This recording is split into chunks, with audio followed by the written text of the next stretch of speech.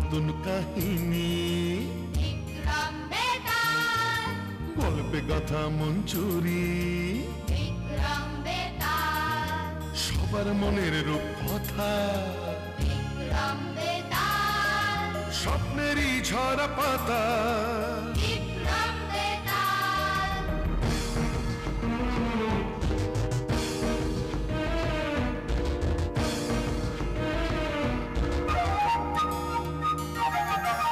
জীবনের মোড়কে গল্প হাজার, নীল লাল সাদা কালো রঙের বাহার, কল্পনায় রূপকথায় মিলে একাকার, তাই নিয়ে আসছে পর্দায় এবার বিক্রম বেতাল, বিক্রম বেতাল, বিক্রম বেতাল, বিক্রম বেতাল।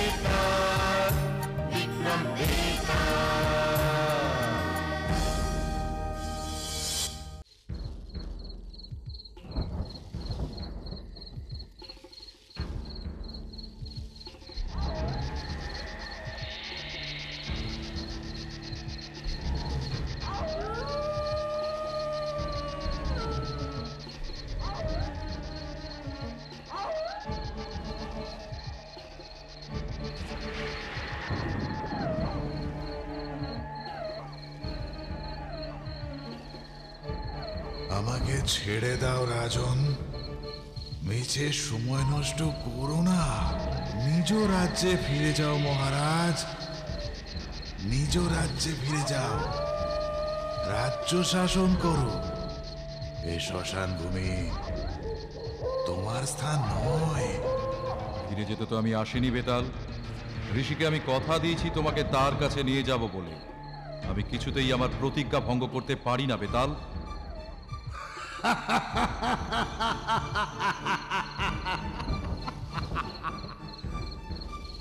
কিন্তু মহারাজ, প্রতিবারই তো তুমি কথা বলে ফেলেছ।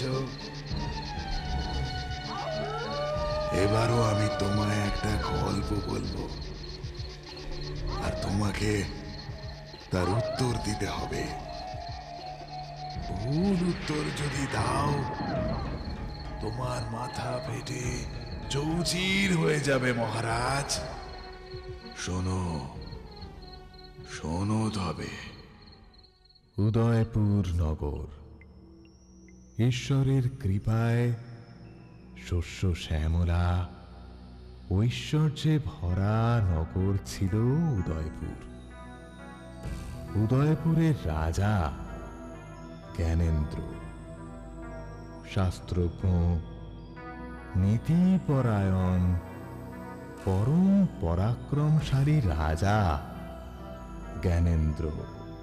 ঈশ্বরের কৃপায় আজ আমার রাজ্যে ধন দৌলত ঐশ্বর্যের কোনো অভাব নেই। আমার প্রজাদের উপর দুঃখ দুর্দশার কোনো ছায়া আমি পড়তে দিইনি। তারা সুখে শান্তিতে দিন কাটাচ্ছে। আজ আমি সুখী। এদিকে প্রতিবেশী রাজ্য ইন্দ্রপুরের রাজা তেজেন্দ্রের বহুদিনের লোভ উদয়পুরের উপর। তিনি যুদ্ধের ষড়যন্ত্র করতে লাগলেন উদয়পুরের বিরুদ্ধে। মহামন্ত্রী, যুদ্ধের নকশা প্রস্তুত, এবার সৈন্য প্রস্তুত করো। উদয়পুর আক্রমণের দিন স্থির করো মহামন্ত্রী। যথাজ্ঞা মহারাজ। কিন্তু রাজা তেজেন্দ্রের একমাত্র কন্যা রাজকুমারী মালিনী রাজা জ্ঞানেন্দ্রকে ভালোবাসেন। দিবারাত্র রাজা জ্ঞানেন্দ্রের চিন্তায় মগ্ন রাজকুমারী মহারাজের মঙ্গল কামনা করতে থাকেন। এরপর রাজকুমারী, রাজকুমারী, মহারাজ উদয়পুরের বিরুদ্ধে যুদ্ধ ঘোষণা করেছেন। না না না, কিছুতেই এ হতে পারে না। আমি উদয়পুরের রাজা জ্ঞানেন্দ্রকে ভালোবাসি, ওর যেন কোনো ক্ষতি না হয়। হে ঈশ্বর, রক্ষা করো, রক্ষা করো। যুদ্ধ, যুদ্ধ!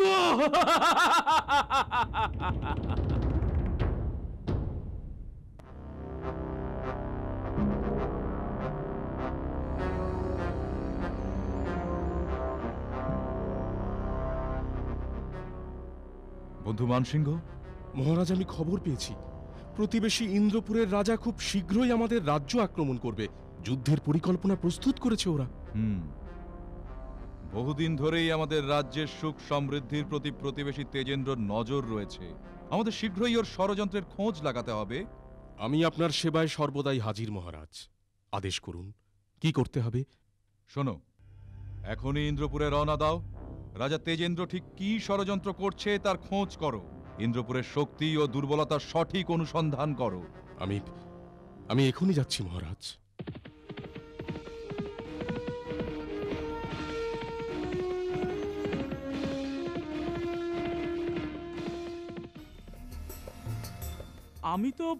আমি তো বুঝতেই পারছি না আমাদের রাজা কেন এত শক্তিশালী রাজ্যকে আক্রমণের কথা চিন্তা করছেন।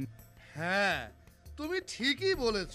আমরা তো আশাই করতে পারি না যে জ্ঞানেন্দ্রের মতো পরাক্রমশালী রাজার বিরুদ্ধে আমরা জিততে পারবো। আরে তুমিই বলো না, আমাদের যা সৈন্য বল তা নিয়ে কখনোই আমরা উদয়পুরের সঙ্গে পেরে উঠবো না, কি বলো? আমার তো মনে হয় বন্ধু, মহারাজ উদয়পুরের বিরুদ্ধে যুদ্ধ ঘোষণা না করে বরং উদয়পুরের রাজা জ্ঞানেন্দ্রের সঙ্গে আমাদের রাজকুমারী মালিনীর বিবাহ দিয়ে দিন। হ্যাঁ, রাজকুমারী যখন রাজা জ্ঞানেন্দ্রকে এত ভালোই বাসেন। ও আচ্ছা, এই ব্যাপার। এখনই মহারাজকে গিয়ে খবরটা জানাতে হবে।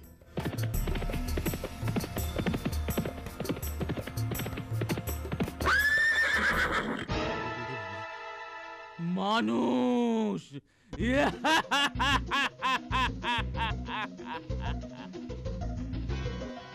ওরে বাবা, একে এত বড় দৈত্য!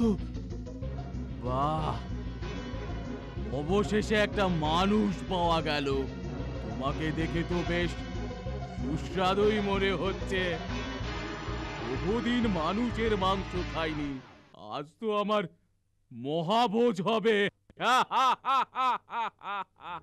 তোমার কাছে তো আমি অতি ক্ষুদ্র। আমায় খেলে তো তোমার পেটও ভরবে না।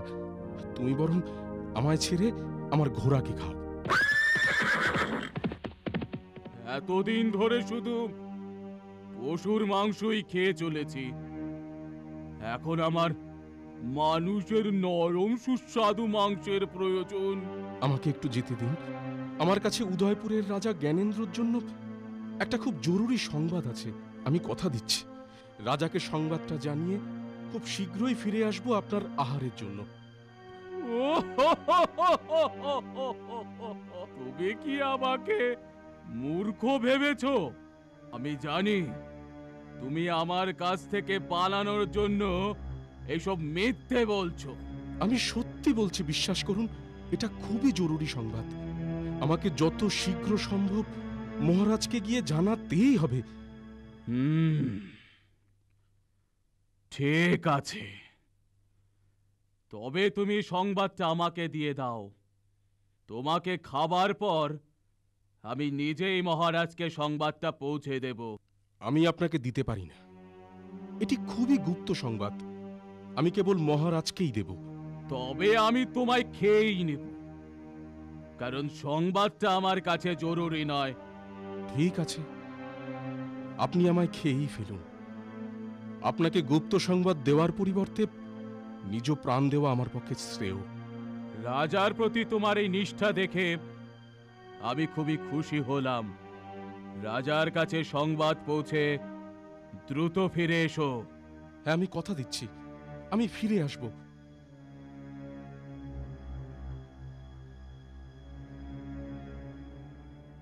বন্ধু মানসিংহ তো এখনো ফিরল না, বড় দুশ্চিন্তা হচ্ছে।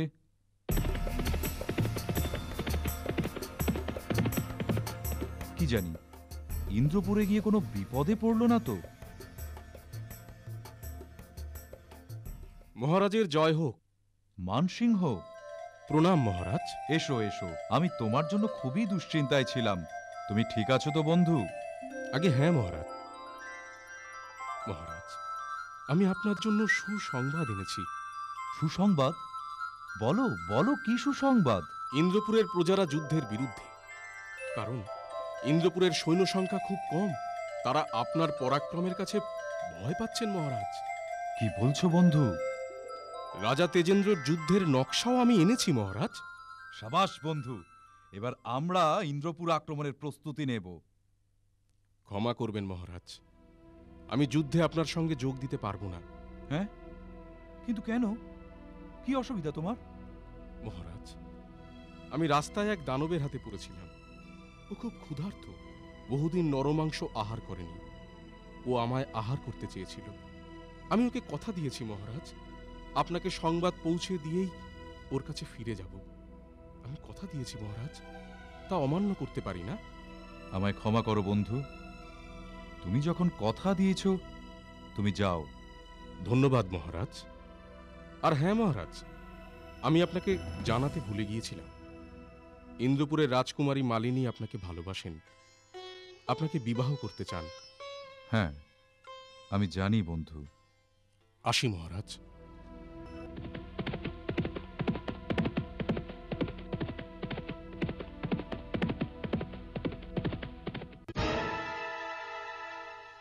এসো এসো, তুমি তোমার কথা মতো এসে গেছো। হ্যাঁ, এবার আপনি আমায় খেতে পারেন। দেখো, আমি খুব ক্ষুধার্ত। দাঁড়াও। মহারাজ, আপনি এখানে কেন এসেছেন? আমি এখানে আমার বিশ্বস্ত বন্ধুকে সাহায্য করতে এসেছি। আমি তোমায় অনুরোধ করছি, তুমি মানসিংহের বদলে আমাকে খাও, ওকে যেতে দাও।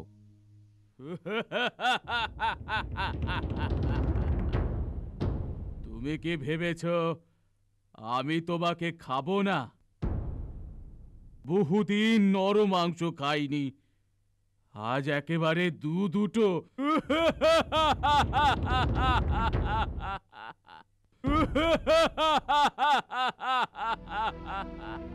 না, তুমি এতটা নির্দয় হতে পারো না। তুমি যদি নির্দয় হতে, তাহলে শুরুতেই মানসিংহকে আহার না করে ছেড়ে দিতে না। দয়া করো, ওকে ছেড়ে দাও, তুমি আমায় আহার করো। না মহারাজ, রাজ্যের প্রজাদের আপনাকেই প্রয়োজন। তেজেন্দ্রের আক্রমণের হাত থেকে প্রজাদের বাঁচাতে আপনার ফিরে যাওয়া দরকার মহারাজ। না বন্ধু, এ কাজ তুমি আমার চেয়ে ভালো করতে পারবে, কারণ তুমি রাজা তেজেন্দ্র রাজ্যকে আমার চেয়ে ভালো চেনো। বন্ধু মানসিংহ, আমি তোমাকে উদয়পুরের রাজা নিযুক্ত করছি। না মহারাজ, আমি আপনার স্থান নিতে পারবো না। থামো, আমি তোমাদের বন্ধুত্বের প্রশংসা করছি, তাই তোমাদের দুজনের মধ্যে যে কোনো একজন যাও, আর যুদ্ধের পরই দ্রুত ফিরে এসো। তারপর আমি ঠিক করব আমি কাকে খাবো। 1 সপ্তাহ আমি অপেক্ষা করব। মানসিংহকেই যেতে হবে, কারণ শত্রুর হাত থেকে দেশকে রক্ষা করতে তুমি ভালো জানো। যদি তুমি জিতে যাও তবে রাজা হয়ে ওখানেই থেকে যেও, আর যদি হেরে যাও তবে ফিরে এসো, আর তুমি আমাদের দুজনকেই খেয়ে নিও। আমি তোমাকে এখনই যেতে আদেশ দিচ্ছি মানসিংহ। ঠিক আছে মহারাজ, আমি 1 সপ্তাহে ফিরে আসব।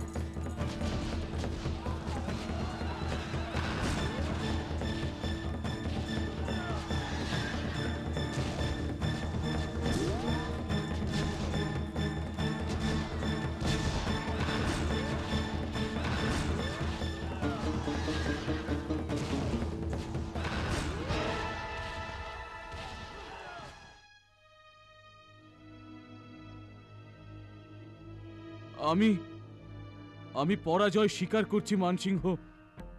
বলো বলো, তুমি কি চাও? মহারাজ, আমার আপনার রাজ্য চাই না। আমি চাই আপনার কন্যা রাজকুমারী মালিনীর সঙ্গে আমাদের মহারাজ জ্ঞানেন্দ্রর বিবাহ হোক। কিন্তু তুমি এসেছো কেন? তোমাদের রাজা কোথায়? আমাদের রাজাকে এক ভয়ঙ্কর রাক্ষস বন্দী করে রেখেছে। আমি যদি না ফিরি রাক্ষস রাজাকে খেয়ে ফেলবে। না, তুমি এমন হতে দিও না মানসিংহ, কিছুতেই না। আমি আমি মহারাজ জ্ঞানেন্দ্রকে ভালোবাসি। আমি বিবাহ করতে চাই মহারাজকে।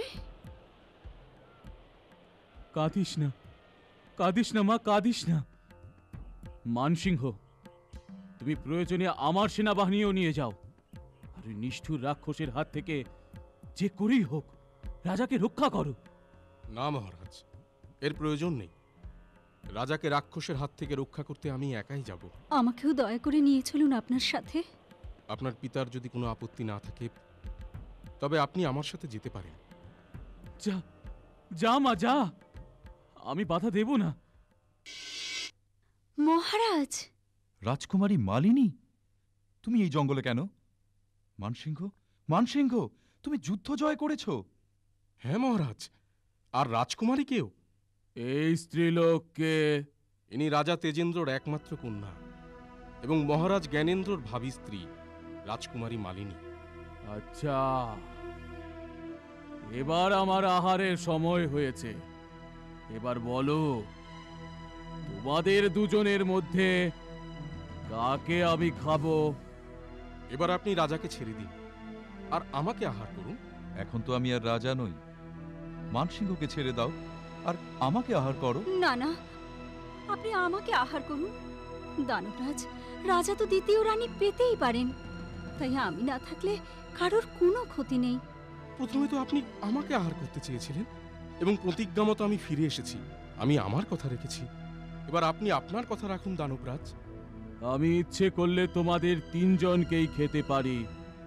সব মানুষের মধ্যেই লালসা এবং স্বার্থপরতা রয়েছে, কিন্তু তোমাদের তিনজনের মধ্যেই স্নেহ, একে অপরের প্রতি সহানুভূতি আছে। তাই তোমাদের কোনো একজনকেও আহার করা আমার অন্যায় হবে।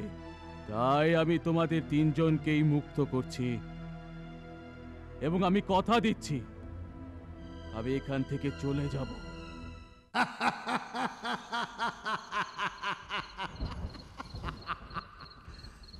মহারাজ, আমার কিন্তু মানসিংহের ওপর সন্দেহ হচ্ছে। কারণ মানসিংহ যদি সত্যি রাজার অনুগত হতো তবে নিশ্চয়ই যুদ্ধে পরাজিত হয়ে নিজেকে রাক্ষসের কাছে সমর্পণ করত। কিন্তু সে তা না করে যুদ্ধ জয় করে নিজেকে দুটি রাজ্যের রাজা প্রমাণ করেছে। আর রাজা হয়েও সে ফিরে এলো কেন? এবং রাজকুমারী মালিনীকেই বা সঙ্গে নিয়ে এলো কেন? বলো রাজা, বলো। তুমি তো নীতিপরায়ণ রাজা বিক্রমাদিত্য। চুপ করে থাকা তোমার সাজে না মহারাজ। তুমি চুপ করে থেকো না, উত্তর দাও মহারাজ, উত্তর দাও। বেতাল, একজন বাহাদুর ও বিশ্বস্ত সৈনিক সর্বদাই রাজার সেবা করে।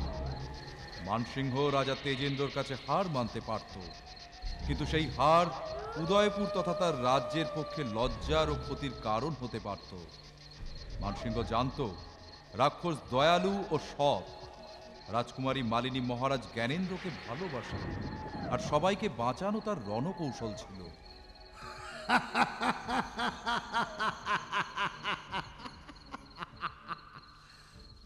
রাজন, তুমি তো তোমার বুদ্ধিতে আমাকে হারিয়েই দিলে, কিন্তু তুমি তোমার কথা রাখোনি মহারাজ। তুমি আমার কথা বলে ফেললে, তাই আমি চললাম মহারাজ, আমি চললাম।